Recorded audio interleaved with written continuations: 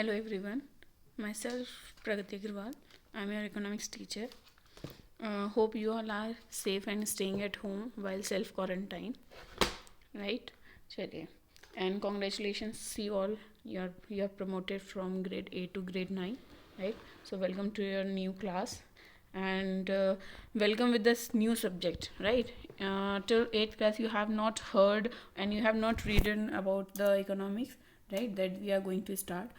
तो बोलते हैं कि नया चैप्टर या नया टॉपिक जब शुरू होता है तो उसके अगर समरी पता चल जाए तो उसमें इंटरेस्ट अपने आप आ जाता है. और इकोनॉमिक्स तो आपके लिए नया सब्जेक्ट ही है, तो नए सब्जेक्ट के बारे में थोड़ा सा समझ लेते हैं, जिससे एटलीस्ट आपको ये समझ में आ जाए why we are studying the economics and why it is given in your syllabus as it is a part of social science.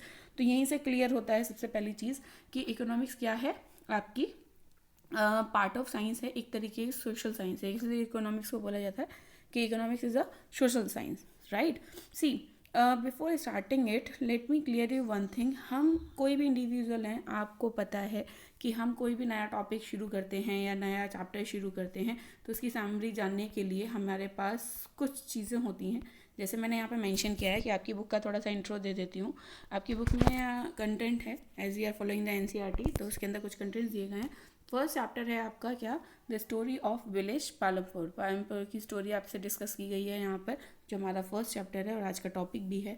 दूसरा आपसे बताया गया है कि पीपल एज अ रिसोर्स. आपने कुछ रिसोर्सेज के बारे में क्लास 8 तक पढ़ा होगा, दैट दे आर सब physical resource, natural resource, human resource and financial resource.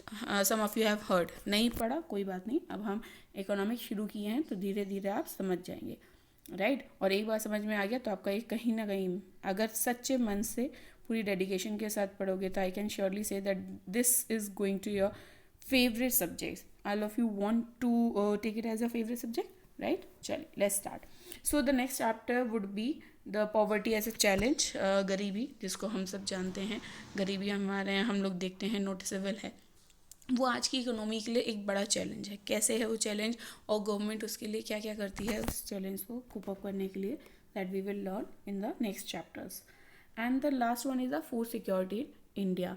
हमारी इकोनॉमी में जितने भी फूड्स हैं क्या वो सही तरीके से फ्लो होते हैं, डिस्ट्रीब्यूट होते हैं या नहीं होते हैं, ये सब भी डिस्कस किया जाएगा. हमारे पास आगे चैप्टर्स हैं, उसमें आप ये सब चीज़ें डिस्कस करेंगे, राइट. चलिए next come start with the first chapter that I have mentioned there, the story of village Palampur.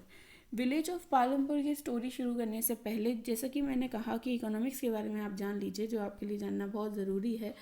तो उसके लिए मैंने यहाँ पे कुछ छोटा सा आपकी समझ के लिए, बहुत इजीली 2 मिनट लगेगा बस इसको आपको समझने में, कि बेसिकली इकोनॉमिक्स क्या है, क्यों पढ़ रहे हैं और हमारे लिए इसका पढ़ना ज़रूरी क्या है. सी, जितनी भी ह्यूमन एक्टिविटीज़ हैं, हम लोग जो भी काम करते हैं वो कुछ ना कुछ एक्टिविटीज़ आपकी, उसमें से कुछ एक्टिविटीज़ हैं जो इकोनॉमिक एक्टिविटीज़ हैं, इकोनॉमिक्स में हम पढ़ेंगे.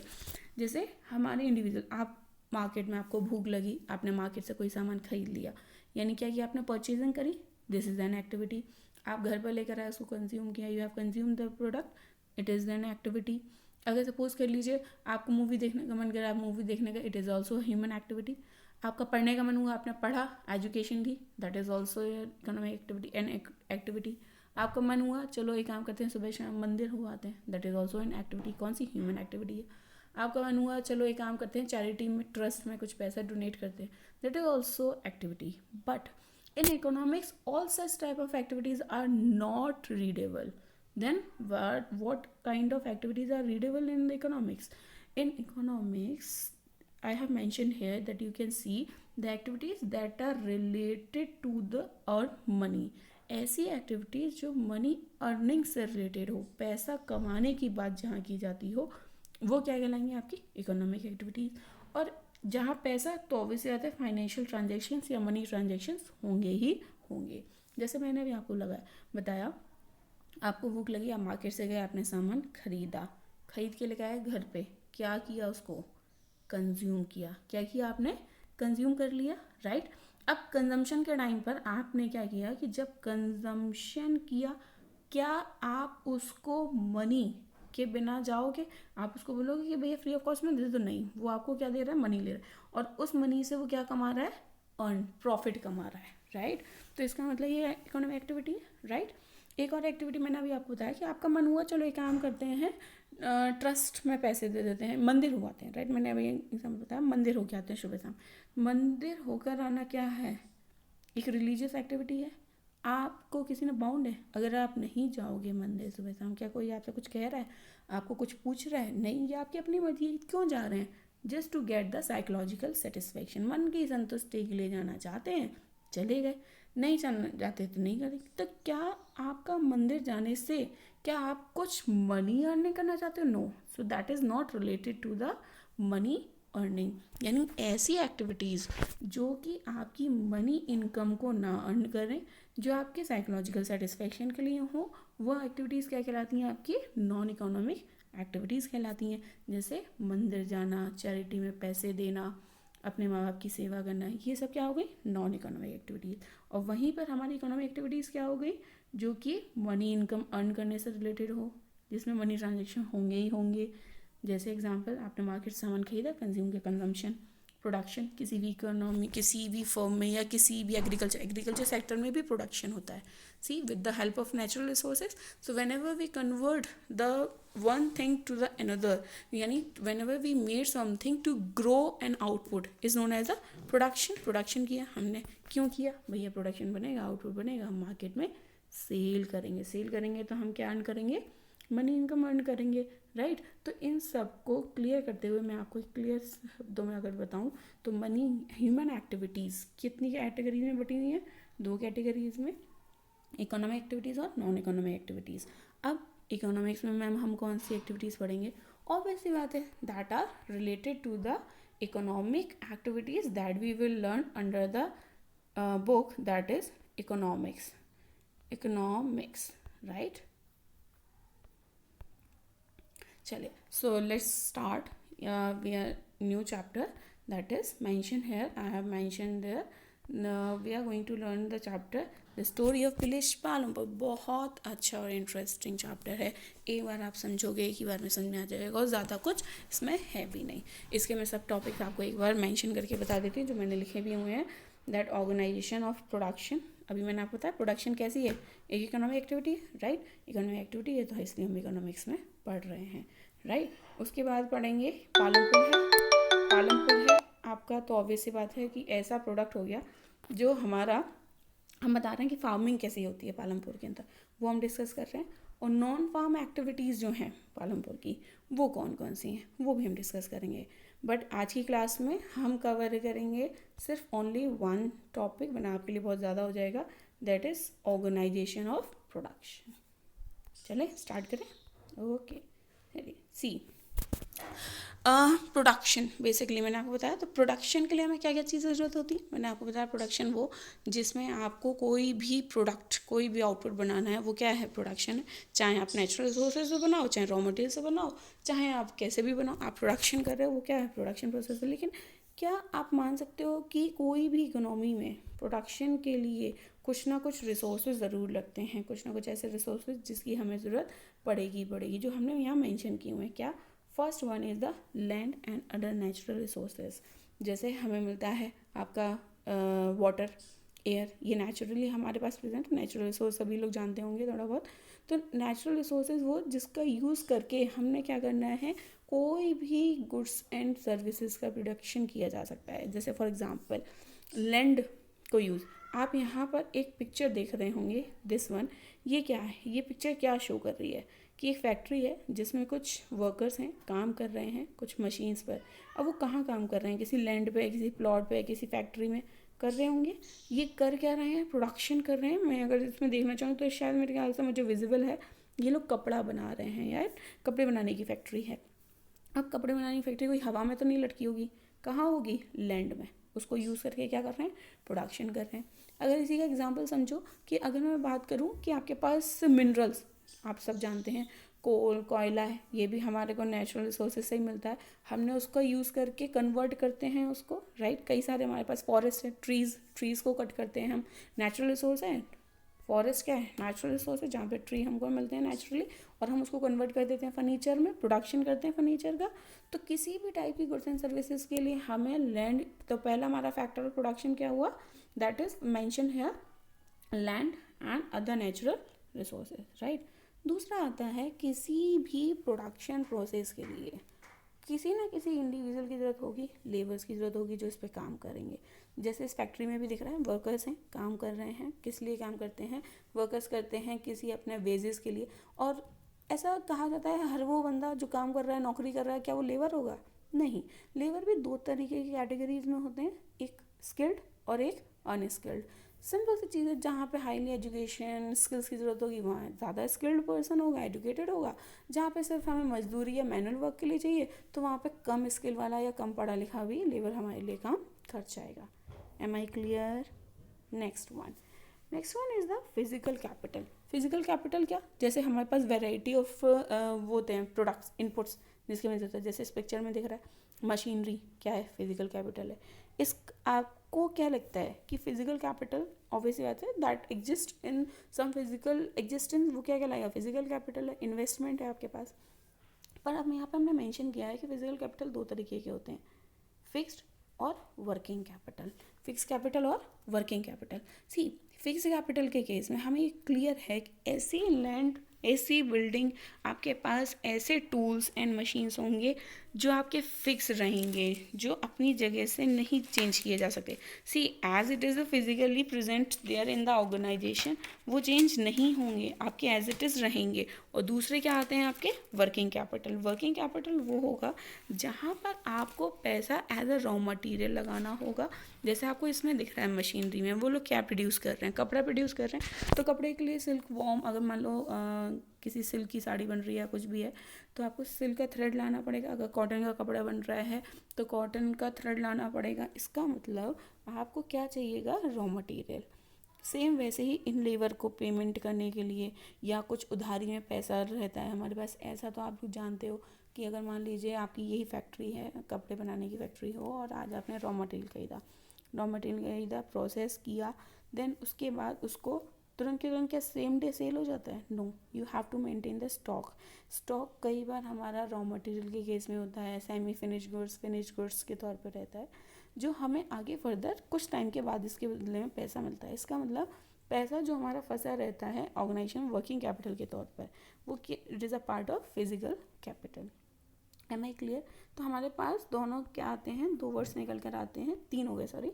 That the first one land and other natural resources, labour जो उस पर काम करेगी, फिजिकल कैपिटल जो हम इन्वेस्टमेंट करते हैं इधर in the form of capital, fix capital और working capital. Fix capital obviously बात है, जो अब आपको क्या लगता है जो मशीनरीज लगाई गई हैं, आज लगाई कल बदल दी, ऐसा हो जाएगा? No, they have to maintain it for the long period. ऐसी मशीनरी जिसमें इन्वेस्टमेंट लॉन्ग टर्म के लिए होता है, जो मशीनरी लॉन्ग टर्म के लिए होती हैं वो क्या कहलाती हैं? आपकी फिक्स्ड एसेट्स, राइट। चलिए, अब ये फैक्ट्री में जो वर्कर काम कर रहे हैं, रॉ मटेरियल है, फिक्स, इन सब के ऊपर कोई ना कोई ओनर होगा, कोई ना कोई एंटरप्रेन्योर होगा, कोई ना कोई एक मालिक, जिसको हम लोकल लैंग्वेज में बोलते हैं क्या? मालिक, यानी ह्यूमन कैपिटल। एक ऐसा इंडिविजुअल जो अपने दिमाग का इस्तेमाल कर रहा है और इन सब को काम पे लगा रहा है, राइट। अगर हम सिंपल भाषा में बोलें तो ह्यूमन कैपिटल ऑब्वियसली बात है, जो जितनी अच्छी formed, innovative, skilled human capital होगी वो उतना अच्छा आउटपुट निकाल के देगी। लैंड का बेहतर तरीके से इस्तेमाल करेगी, लेबर का, फिजिकल कैपिटल का। सो बेसिक हमारे पास जो निकल के आते हैं वो क्या? कि that we have 4 type of factors of production. यानी फैक्टर्स, मैंने यहाँ पे ध्यान दीजिएगा वर्ड बोला है फैक्टर्स ऑफ प्रोडक्शन, सिर्फ इसलिए बोला है आपका क्योंकि यहाँ पे जो अपने पास टर्म था, ऊपर हेडिंग था, मैंने यहाँ पे मेंशन भी किया हुआ था that what are the requirement of what are the factors of production that we have mentioned there, the requirement for the production of goods and services। किसी भी goods and services के रिक्वायरमेंट के लिए हमें किस किस चीज़ों की ज़रूरत पड़ती है, किन किन फैक्टर्स की ज़रूरत पड़ती है, किस किस बेसिस की ज़रूरत होती है। तो हमारे पास 4 रिजल्ट निकल के आते हैं, land, labour, physical capital and human capital. I think all of you have clear till here, right. चलिए हम आगे बढ़ते हैं। इसके बाद आपकी नेक्स्ट स्लाइड आती है जो स्टार्टिंग से आपको बताएंगे हम।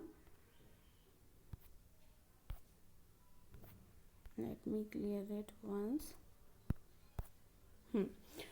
स्टोरी शुरू करते हैं village of Palampur.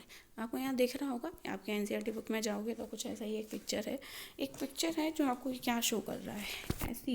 As you all can see there is a picture एक गांव के बारे में जिसका नाम पालमपुर है। इसकी सड़कें आपको कैसी लग रही हैं? बहुत ज़्यादा गड्ढे वाली हैं? नो, एकदम स्मूथ। पॉल्यूशन कैसा है? बहुत कम। वेदर कैसा है? क्लीन। खेत हैं बहुत सारे। लोग ट्रांसपोर्टेशन यूज़ कर रहे हैं। कुछ लोग यहाँ पे आप देख सकते हो कि ये बैलगाड़ी यूज़ कर रहे हैं। कुछ लोग हैं जो आपका क्या यूज़ कर रहे हैं, ट्रैक्टर्स यूज़ कर रहे हैं। कुछ बैलगाड़ी यूज़ कर रहे हैं, यानी ट्रांसपोर्टेशन है यहाँ पर। आप यहाँ पे देख सकते हो कुछ लोगों के छोटे मोटे झोपड़पट्टी वाले झुग्गी झोपड़ी जिसको बोलते हैं, यानी कुछ हमारे पास घर हैं, राइट। अब आप देख सकते हो यहाँ पे मैंने कुछ इसके की नोट्स लिखे हैं। ये वो जो आपको पालमपुर के बारे में बताते हैं। पालमपुर के बारे में पहले जान लें गाँव कैसा है, फिर इसके बारे में पढ़ने में थोड़ा मज़ा आएगा आपको भी। क्या है यहाँ पर 450 फैमिलीज़ हैं। कितनी फैमिलीज़ रहती हैं आपकी? 450 फैमिलीज़ रहती हैं आपके पास। इस पूरे गांव में काफ़ी अच्छी लैंड है, वेदर बहुत क्लियर है, लेकिन for the cultivation we have 200 hectare of land. इन की पॉइंट्स का आपको आगे इस्तेमाल पड़ेगा, क्या है, हमें इसका क्या यूज़ करना है।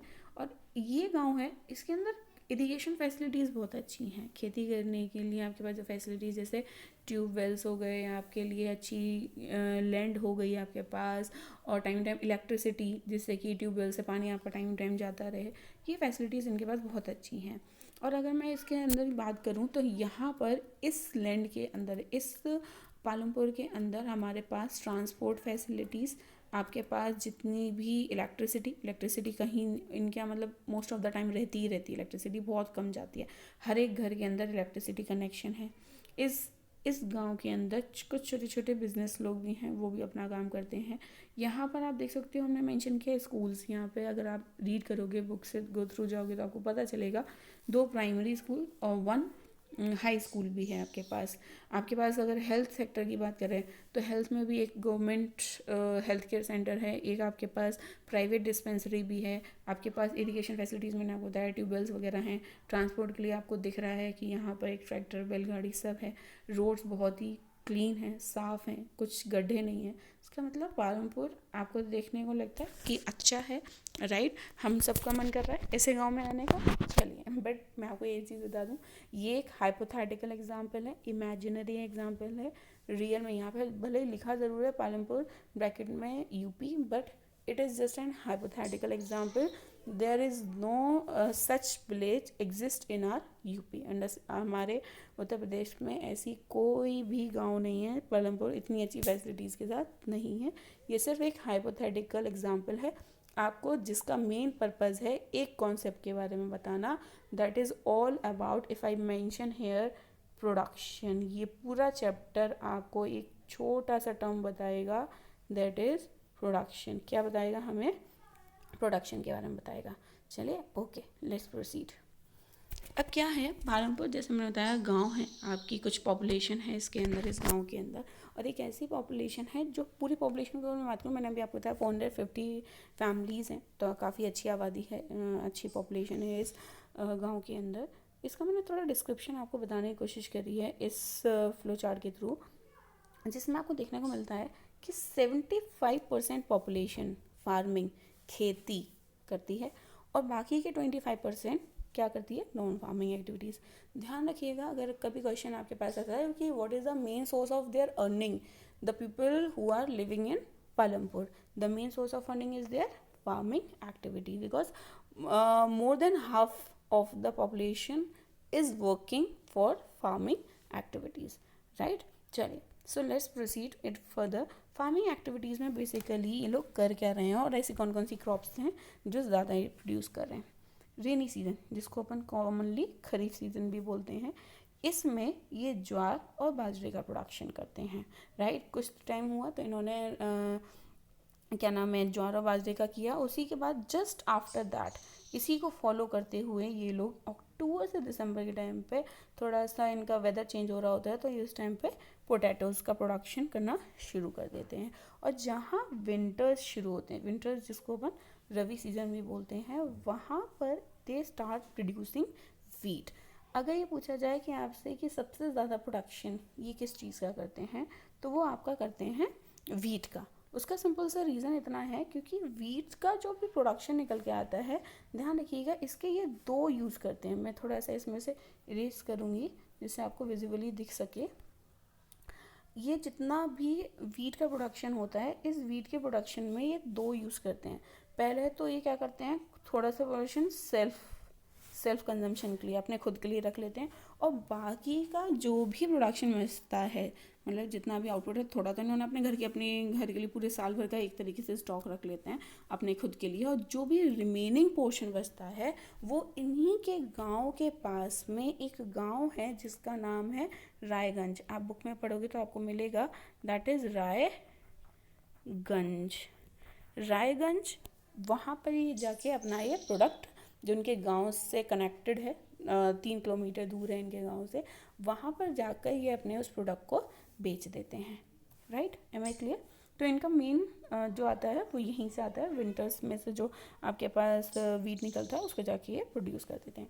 पर इसके अलावा आपने ये पढ़ी कि 3 क्रॉपिंग्स ये करते हैं रबी सीज़न में, अक्टूबर दिसंबर के बीच में, विंटर सीज़न में, लेकिन पूरे साल में एक बार ये शुगर केन भी करते ही करते हैं। आपको नीचे दिख रहा होगा एक पिक्चर जिसमें वीट लिया है मैंने, बाजरा लिया है, शुगर केन लिया, पोटैटो लिया है, राइट। इसी का प्रोडक्शन हमने ऊपर डिस्कशन किया। वीट का प्रोडक्शन ये कब कर रहे हैं, वीट जा रहा है आपका विंटर्स में, राइट। बाजरा कब जा रहा है आपका, रेनी सीजन में। शुगर केन साल में एक बार जाता है, और पोटैटोज आपके अक्टूबर से दिसंबर में जाते हैं। लेकिन अगर आपसे क्वेश्चन पूछा जाए कि ऐसे कौन सी 3 मेन क्रॉप्स हैं, ध्यान रखना इस गांव के लोग, हम एज्यूम कर रहे हैं कोई भी मेन 2 क्रॉप्स, मेन क्रॉप्स कौन कौन सी हैं, वीट, बाजरा और sugar, right. These are the sugar cane, sorry, these are the 3 main crops. ये 3 मेन क्रॉप्स हैं। आप जो इस गांव के लोग हैं, फार्मर्स हैं, इनमें से कोई से भी 2 क्रॉप तो करते ही करते हैं। कभी इनको टाइम मिल जाता है उसके साथ सब्स्टिट्यूट में इस पोटैटो का प्रोडक्शन कर लेते हैं।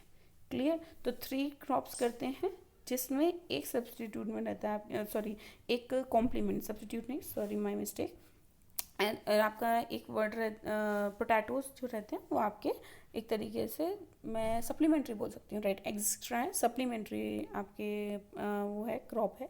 बाकी की इन तीनों में से कोई भी 2 क्रॉप तो करते ही करते हैं। क्लियर? अगर मैं मूव करूँ आपके नॉन फार्मिंग एक्टिविटीज़ में, जिसमें आपके 25% लोग एंगेज्ड हैं, उन नॉन फार्मिंग एक्टिविटीज़ में ये लोग कर क्या रहे हैं, कौन कौन सी ऐसी एक्टिविटीज़ हैं जिसके बारे में यहाँ पर डिस्कशन किया गया है, या यू कैन से डेयरी। आपको इस पिक्चर, एक छोटी सी पिक्चर है, अगर आप लोग फ़ोन लैपटॉप पे देख रहे हो तो जूम भी कर सकते हैं लेटर, और नहीं तो यहाँ पे भी आप जूम कर सकते हैं। मैं आपको एक काम करती हूँ, जूम करके ही दिखा देती हूँ। See, as you can see here some of the activities, non-farm activities are discussed here।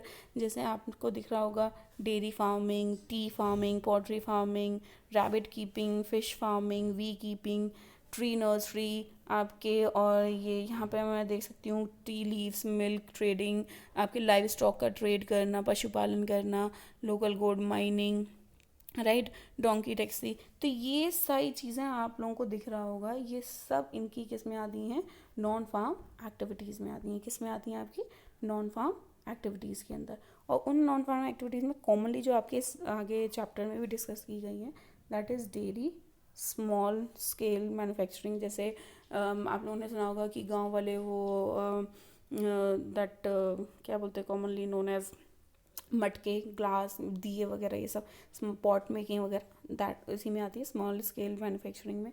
Shopkeeper छोटी छोटी दुकानें खोल लेते हैं, ट्रांसपोर्ट रेलगाड़ी से आपका, नहीं तो मोटर बाइक से, नहीं तो साइकिल से दूध सप्लाई करना, नहीं तो छोटे छोटे ट्रैक्टर्स से सामान सप्लाई करना, ये सब क्या इनकी नॉन फार्मिंग एक्टिविटीज़ हैं जिससे ये अपना अर्निंग करते हैं।